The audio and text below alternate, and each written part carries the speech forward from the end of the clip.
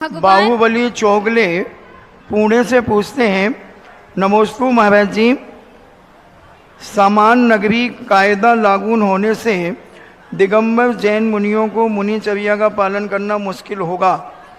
इस कानून का दिगंबर जैन धर्म के ऊपर क्या असर होगा? देखो, मार्ग है तो समस्याएं तो हैं। रास्ते में आप चलते हो घर छोड़ करके, तो रास्ते में कुछ भी हो सकता है। उसके लिए हम कुछ भी नहीं कह सकते। ये दुनिया है, दुनिया में जब रास्ता है तो दुर्घटनाएं भी होंगी, बैरियर भी मिलेंगे, चुंगी चौकियां भी मिलेंगी, गाड़ी रुकेगी भी और गाड़ी पास भी होगी।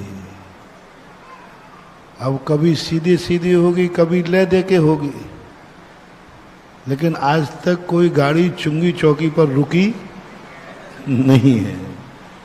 तो ये समस्याएं धीरे धीरे पंचम काल जैसे जैसे व्यतीत होता जाएगा, ये समस्याएं आती जाएंगी। दिन प्रतिदिन समस्याएं बढ़ना है।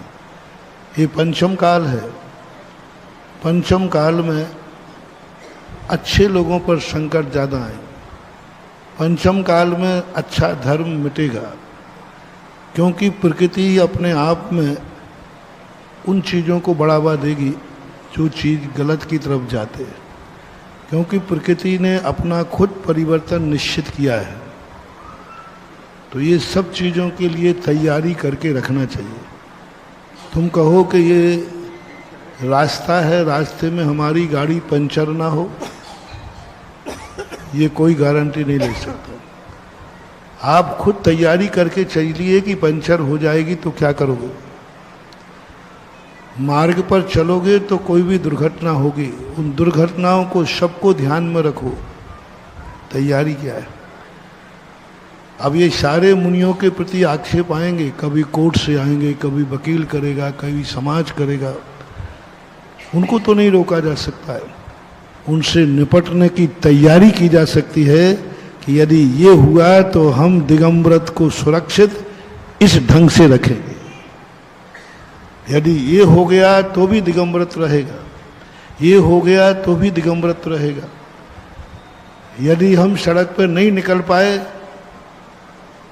तो दिगंबरत तो सुरक्षित रहेगा, चाहे भली वो एमडी कॉलेज में रखना पड़े लेकिन सुरक्षित रखेंगे, चाहे एक मंदिर में रखना पड़े तो सुरक्षित रखेंगे।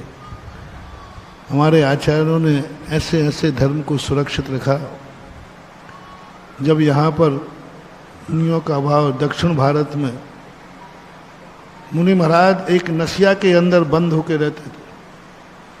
8 दिन में 1 दिन आहारचर्या को आते थे, वो भी अपनी व्यवस्थित करके।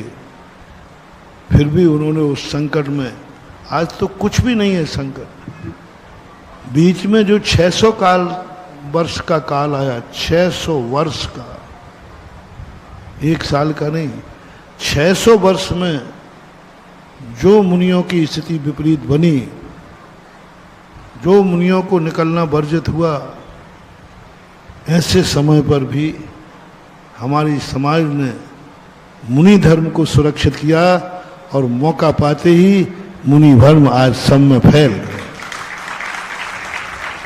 तो समस्या से भागो मत, समस्या का समाधान सोचो।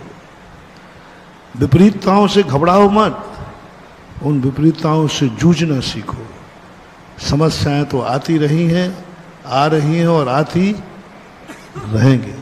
अरे तुम पंचम काल की बात कर रहे हो, चौथे काल में देखो 700 मुनियों को किस तरीके से उपसर किया। हस्तिनापुर में 500 मुनियों को घानी में पेल दिया। वो तो चौथा काल था।